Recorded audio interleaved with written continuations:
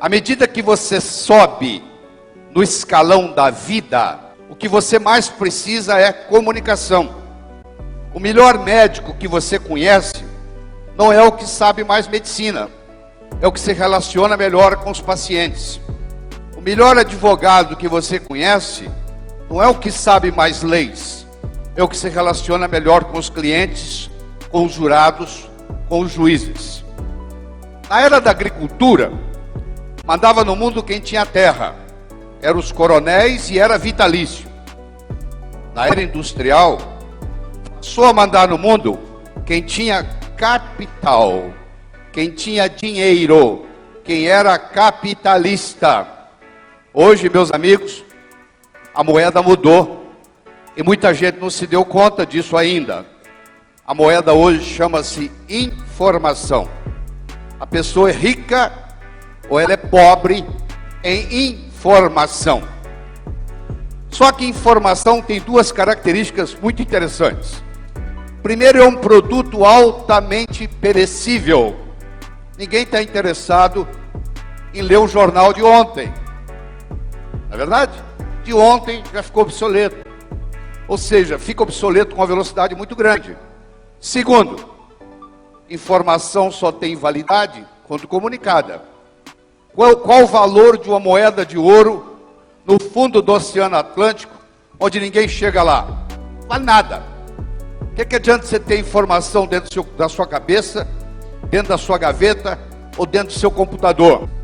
O que você precisa é colocar essa informação para fora de uma forma agradável. A primeira coisa que você tem que fazer é vender a sua imagem. Se o comprador não compra você, ele não compra o que você tem para oferecer. E comunicação não é uma coisa que você vai num berçário e diz assim, aquele ali vai ser um bom comunicador, aquele não vai, aquele vai.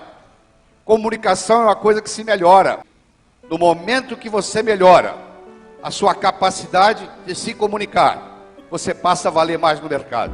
Eu queria que na sua cabeça, nesse momento, você pensasse nas 6 pessoas com quem você passa a maior parte do tempo. Todos os seus filhos, filhas, genros, noras, netos, só conta uma pessoa, senão você vai pôr a família inteira aí.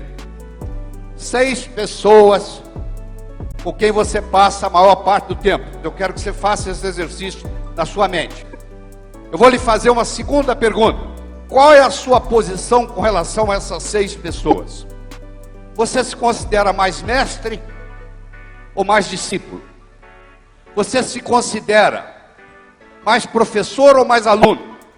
Eu diria que a sua tendência é dizer, eu sou mais professor do que aluno, eu sou mais mestre do que discípulo, eu sou mais orientador do que orientado com relação a essas 6 pessoas da minha vida. Então me resta lhe fazer só mais uma pergunta. Qual é a sua fonte? De onde você bebe? Você tem um multimilionário vizinho que uma vez por semana passa 2 horas com você lhe ensinando a ganhar dinheiro? Você é um indivíduo que é autodidata e se aprofunda no conhecimento das coisas e do dinheiro? Porque eu não sei se você já percebeu, hoje nas mesas de jantares das casas, os pais conversam com os filhos até sobre sexo, mas só não conversam sobre dinheiro. O pai e a mãe têm a esperança que o filho vai aprender na escola, e a escola tem a esperança que isso deve ser ensinado em casa. E se você não aprende em casa, e você não aprende na escola, você corre o risco de trabalhar a vida inteira, morrer na praia.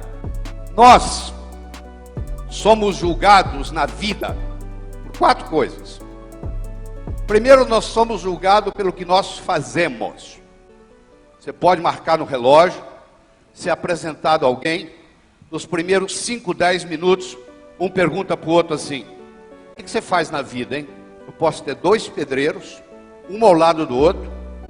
Eu pergunto para o primeiro pedreiro, o que você faz na vida? Ele responde, eu sou pedreiro. Eu coloco um tijolo em cima do outro. Eu chego para o segundo pedreiro e pergunto, o que você faz na vida? Ele responde, eu sou pedreiro, eu estou construindo o Maracanã, o maior estádio de futebol do mundo, que vai ficar aqui para a posteridade. Fisicamente, meus amigos, os dois estão fazendo a mesma coisa, um tijolo em cima do outro. Só que esse segundo, ele não está colocando tijolo em cima do outro.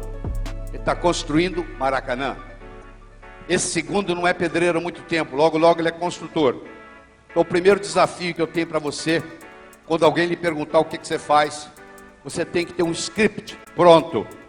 Se você me perguntar o que você faz, eu transformo as pessoas de uma forma alegre e poderosa, com amor e sabedoria. É muito mais do que dar palestra. É bem diferente. Eu acabei de agregar valor ao que eu faço. Então você tem que ter essa preocupação. Como é que você agrega valor a você mesmo? Segundo, nós somos julgados pela nossa aparência. Se um sujeito tocar a campainha na sua casa, tiver de batina preta, colarinho branco e uma Bíblia debaixo do braço, você vai pensar que esse indivíduo é um padre. Se você estiver dirigindo e olhar pelo retrovisor e ver um carro da polícia com aquela luzinha piscando e pedindo para você encostar, não vai passar pela sua cabeça que é um ladrão vestido de polícia. A primeira reação que você tem é que é um policial. Pode até ser um ladrão vestido de polícia, mas a primeira impressão que você vai ter é de um policial. Então deixa eu dizer para você da aparência. Aparência boa não significa gravata, paletó, nada disso. Esse é o grande problema. As pessoas entendem errado. As pessoas falam assim, você tem que estar bem vestido. Não. Você tem que estar adequadamente vestido. É outra história. Então é muito importante você entender qual a imagem que você quer passar com a sua indumentária, com a sua vestimenta, com a sua roupa. Porque muitas vezes você está muito bem vestido, mas inadequadamente vestido para a ocasião. Aí não adianta nada. Você é julgado pelo que você diz. Enquanto você não disse nada, ninguém sabe se você é inteligente ou deixa de ser. No momento que você falou, e falou besteira, não tem mais jeito. Uma flecha lançada, uma oportunidade perdida, e uma palavra falada, você não tem mais domínio nenhum. A flecha se foi, não depende mais de você. A oportunidade passou. Não adianta chorar o leite derramado. E a palavra saiu da boca. Então, cuidado, porque quando você está em dúvida, morda a língua. Porque se você falar besteira, não tem jeito de recuperar. Nós nunca vamos ter uma segunda chance de causar uma primeira boa impressão. Olha só, você leva 8 anos para construir um prédio. Você leva 8 segundos para implodir um prédio. Você pode levar uma vida inteira construindo a sua reputação. Você pode perder a sua reputação numa fração de segundo. Cuidado. Nós somos julgados não só por aquilo que falamos, mas como falamos o que falamos. Pode ter 2 pessoas aqui nesse palco, fazerem a mesma apresentação, usar o mesmo vocabulário, exatamente igual. Uma apresentação pode ser muito boa e a outra pode ser muito ruim. Porque não é só o que eu estou falando que conta, é como eu estou falando o que eu estou falando. Cemitério, meus amigos, está cheio de gente que teve boas ideias.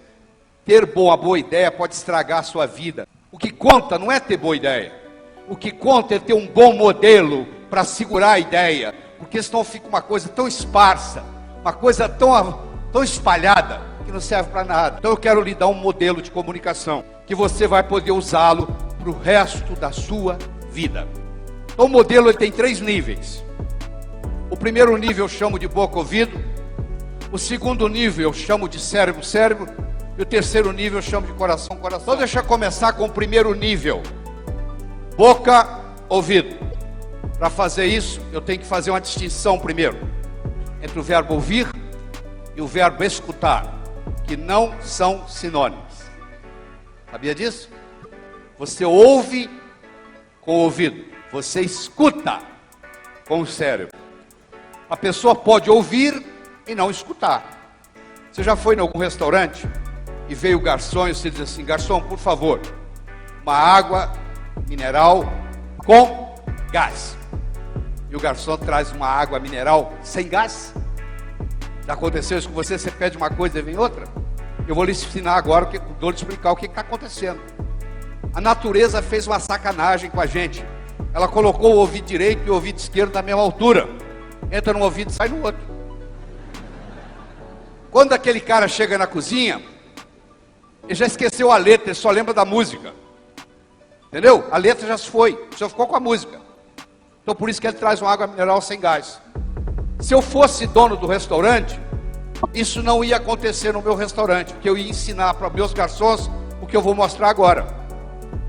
Eu ia chamar meus garçons e dizer assim: a partir de hoje, todas as vezes que você receber uma ordem de um cliente, antes de você se afastar da mesa e ir até a cozinha buscar água, você é obrigado a repetir em voz alta o que você vai buscar.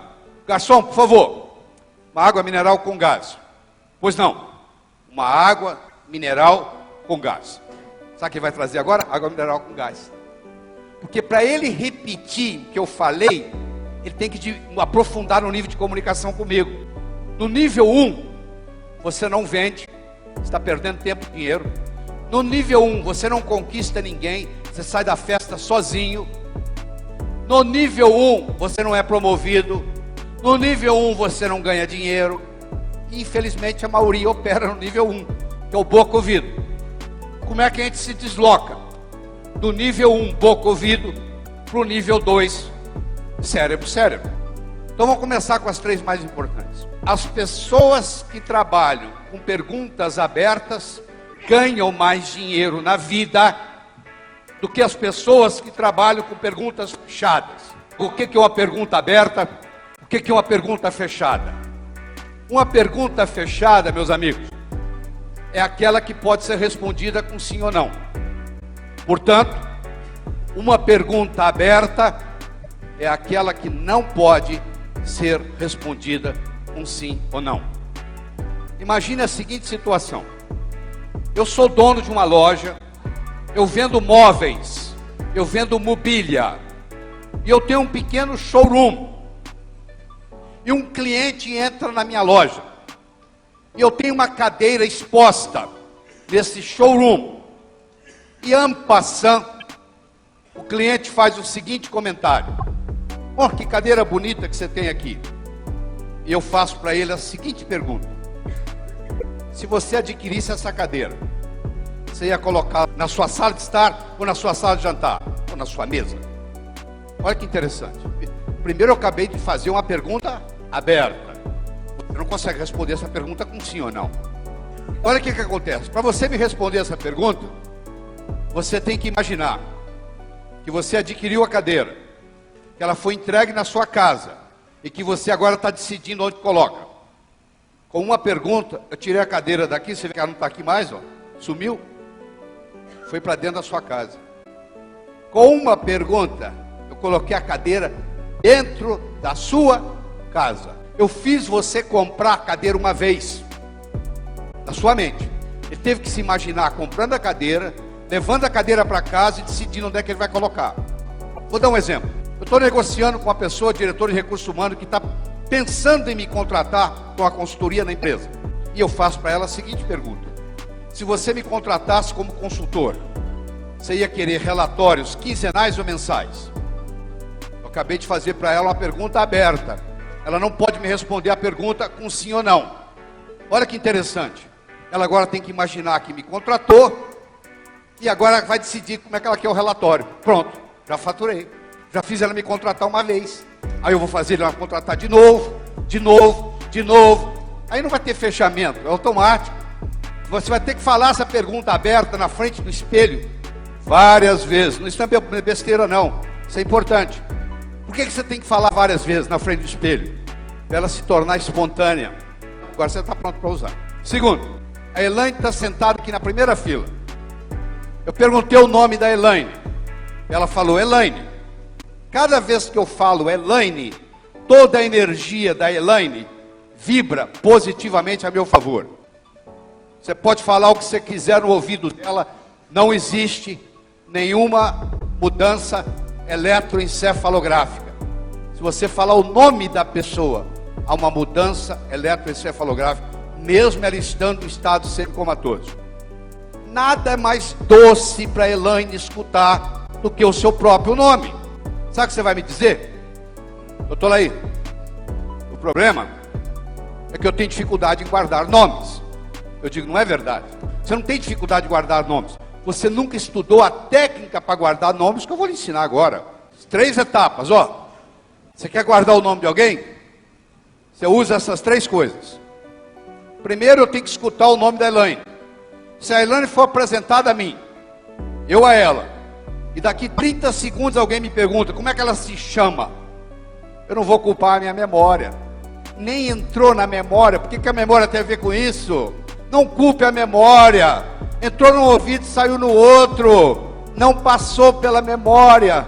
Não é que você tem a memória ruim, é que a informação não chegou até a memória. Conta a história que o presidente Franklin Roosevelt, de todos os presidentes norte-americanos até hoje, ele é considerado pela crítica o mais carismático de todos que os Estados Unidos já teve. Conta a história que um dia o Franklin Roosevelt, que tinha poliomielite, tinha paralisia infantil, andava numa cadeira de rodas, empurrado por seu assistente. Um dia ele convocou um breakfast, café da manhã, na Casa Branca, para 15 embaixadores. E os 15 embaixadores vieram tomar o café da manhã com Franklin Roosevelt.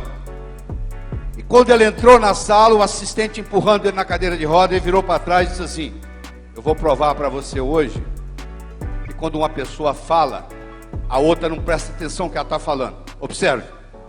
Veio o primeiro embaixador, ele segurou na mão do embaixador e disse assim: matei minha sogra de manhã. Veio o segundo, ele: matei minha sogra de manhã. Veio o terceiro, ele: matei minha sogra de manhã. Dos 15, só um perguntou: o que o senhor está falando? Os outros 14, eles estavam tão interessados no que eles iam falar para o presidente dos Estados Unidos, que eles não prestavam atenção no que o anfitrião estava dizendo. Se você é convidado para tomar o café da manhã na Casa Branca, e você não escuta o que o seu anfitrião está falando, imagina na conversa do dia a dia. Eu só posso guardar o nome da Elaine se eu primeiro escutar o nome dela. Então eu escutei, Elaine. Segundo, repetição é a mãe do aprendizado. Como é que você aprendeu a andar? Você levantou, caiu, levantou, caiu, levantou, caiu, levantou, caiu, até que um dia você andou. Não foi assim? Repetição é a mãe do aprendizado. Eu vou fazer o mais importante. Eu vou fazer uma associação entre a Elaine e outras Elaines que eu conheço. O cérebro aprende por associação. Não fique impressionado com uma pessoa que fale 8 idiomas. Se ela falava 7, aprendeu o 8º, 15 dias. É difícil dominar uma segunda língua. É mais fácil dominar uma terceira. É muito mais fácil dominar uma quarta. É muito mais fácil dominar uma quinta. Por quê? Cada vez que eu sei mais uma língua, eu tenho mais coisas para associar. Então eu vou fazer uma associação da Elaine com a outra Elaine que eu conheço. Vou pôr as duas conversando na minha cabeça. Agora o nome da Elaine não sai mais da minha cabeça, nem que eu queira. Você entendeu? Por quê? Porque eu escutei o nome dela, eu repeti o nome dela várias vezes, e eu fiz uma associação na minha cabeça entre ela e uma outra Elaine que eu conheço. Existe uma tese de PhD na Universidade de Notre Dame, nos Estados Unidos, que provou que as pessoas que usam com mais frequência o nome dos seus interlocutores ganham mais dinheiro na vida. Vamos lá no modelo, ó. Boca, ouvido, cérebro, cérebro, coração, coração. No nível 1 você não vende. No nível 1 você não conquista. No nível 1 você não é promovido. No nível 1 você sai da festa sozinho. Agora, no nível 2, que é o cérebro, os milagres começam a ocorrer. Estamos aprofundando o nível de comunicação. Muito bem. Deixa eu falar o terceiro. O aperto de mão. Você tem ideia por que o ser humano aperta a mão? Se eu voltar com você lá na época da caverna, o Homo erectus nem era Homo sapiens. Ele carregava um porrete para se defender dos animais selvagens. O aperto de mão, meus amigos, foi a primeira manifestação de confiança mútua do planeta. Todas as vezes que você aperta a mão de uma pessoa, você está dizendo para ela, a nível inconsciente, eu estou desarmado. E ela está dizendo, eu também. Agora presta atenção. Você aperta a mão de mais de 97% das pessoas que você é apresentado. Raramente você é apresentado a uma pessoa e não aperta a mão dela. Agora eu tenho uma pergunta para lhe fazer. Qual foi o último curso que você fez de aperto de mão? Nunca. Uma coisa que você faz com uma frequência absurda e a estatística mostra, olha o que eu vou falar. 40% das transações comerciais que não se concretizam são perdidas no aperto de mão. Vou falar de novo. 40% das transações comerciais que não se concretizam são perdidas no aperto de mão. Vou explicar como. Eu sei que é difícil entender. Isso é um absurdo. Não, eu vou lhe convencer disso. Você já deve ter apertado a mão do que eu chamo alicate. Já apertou a mão do alicate? O cara aperta a sua mão, parece que é um alicate. Ele aperta, enquanto não sair lágrima no seu olho, ele não para de apertar. Você já deve ter apertado a mão do chamado rabo de peixe. Você pega na mão e não tem mão, já? Hein? Aquele negócio escorrega aquela ponta de dedo. Já aconteceu isso com você? Então presta atenção, olha só, aprenda aqui. Você vai ganhar mais dinheiro por causa disso. Presta atenção, ó. Eu tenho aqui aquele que o pai falou que tem que apertar com força. Eu tenho aqui aquele que aperta a mão delicadamente, só te dá a ponta do dedo. Vou fazer o aperto de mão dos dois. Vou ler o que está no cérebro de cada um. Esse cara aqui, pensa assim, esse cara é um banana. Na mesma hora. Esse aqui pensa assim, esse cara é agressivo. Tá bom, não tem negócio mais. Você vai comprar uma casa aqui em São Paulo. Você vai no agente imobiliário. Você é o cara que aperta a mão delicadamente. Ele aperta a mão com força. Na mesma hora o seu cérebro fala, esse cara vai te empurrar uma casa que você não quer, sai fora. Ou vice-versa. Você é o cara que aperta com força. Ele aperta devagar. O seu cérebro vai falar, esse cara é um banana, vai arrumar a casa que você quer. 40% das transações comerciais que não se concretizam são perdidas no aperto de mão. Se um dia você se encontrar com o presidente da República, não é você que estica a mão, é o presidente que decide se ele vai cumprimentar você ou não. Você está dando autoridade para ele. Ó, quem manda aqui é você. Se você quiser que aperte a mão, te aperta. Se você não quiser, a gente não aperta. Aí você vai apertar a mão dele como? Muito simples. Se estiver tocando samba, você dança samba. Se estiver tocando bolero, você dança bolero. Você põe a mão e espera. Se ele puser a pressão, você põe pressão. Se ele não puser a pressão, você não põe pressão. Pôs pressão, você põe pressão. Aí o cérebro dele vai dizer assim, ele é dos meus. Ele é do meu time. Meus amigos, nós gostamos de pessoas iguais a gente. Pensa no seu melhor amigo ou amiga, por favor. Pensa. Eu vou descrever para você. Quer que eu descreva? Eu não conheço, mas descrevo. Tem mais ou menos a mesma idade sua. Mais ou menos o mesmo nível social seu. Mais ou menos o mesmo nível intelectual seu. Muitos interesses em comum. Por isso que vocês são amigos. Eu vou convidar você para jantar aqui na minha casa em São Paulo. Eu vou colocar você sentado na mesa ao lado do meu amigo indiano. Deixe-me descrevê-lo. Ele usa um turbante, uma barba igual a do Bin Laden, uma túnica parecendo uma roupa de mulher e uma sandália com os dedões de fora. Eu vou colocar você do lado dele na mesa, seu cérebro vai começar assim. Cara esquisito. Será porque ele usa esse ninho de passarinho na cabeça, hein? Será que ele lava essa barba? Isso deve ser uma sujeira. Essa roupa de mulher, esse dedão de fora, coisa horrível. Terminou o jantar. Você vai convidá-lo para tomar uma cervejinha? Você quer a distância dele. Porque ele não parece com você. Nós gostamos de pessoas iguais a nós. Você deve ter escutado uma regra que eu vou jogar fora, eu vou jogar no lixo hoje com você. Existe uma frase famosa que diz assim: faça aos outros o que você gostaria que fosse feito a você. Isso é a maior mentira do mundo. Se eu convidar você para jantar na minha casa, eu não vou lhe oferecer o meu prato favorito. Eu vou perguntar o que você gosta. Pode ser que você nem coma o que eu como.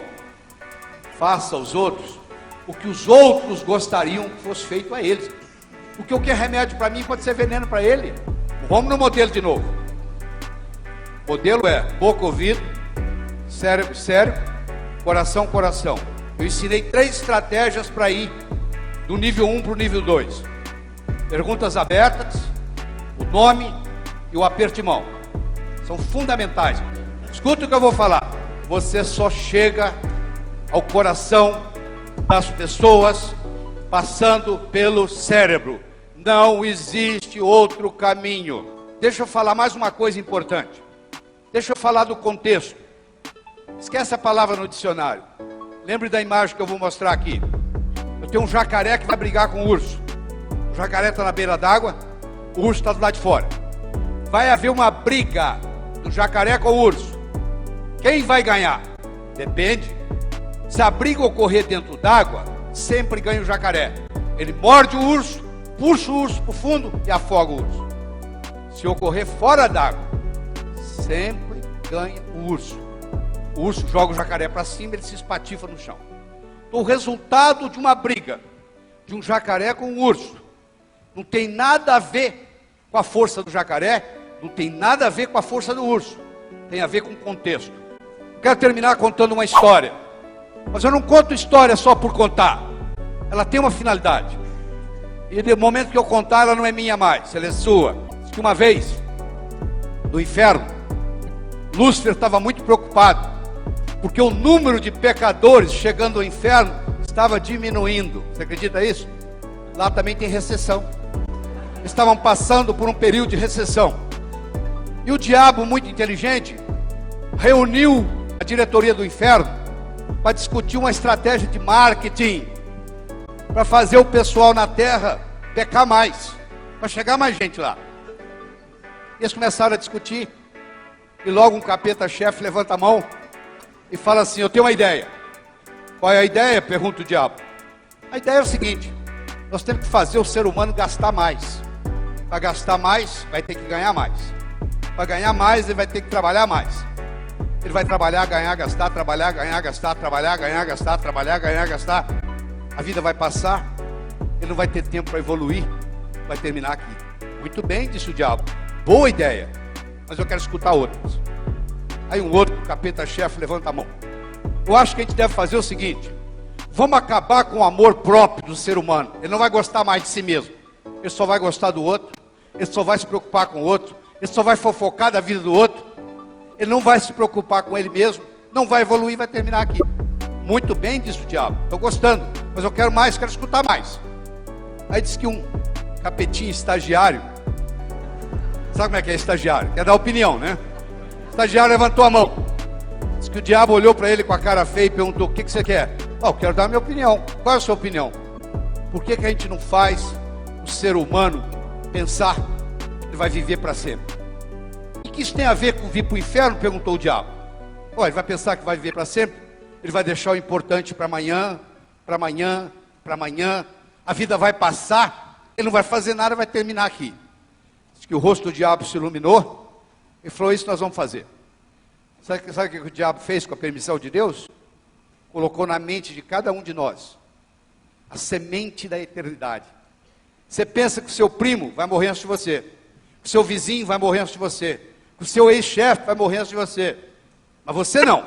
Você vai arrumar um jeito e vai fazer um truque na morte. Se você pudesse conversar com o pessoal que, entre aspas, mora no cemitério, todo mundo ia reclamar que morreu antes da hora. Eu tinha tanto para fazer e morri. Como esse, não se esqueça de se inscrever no canal e ativar o sininho de notificações. Tchau!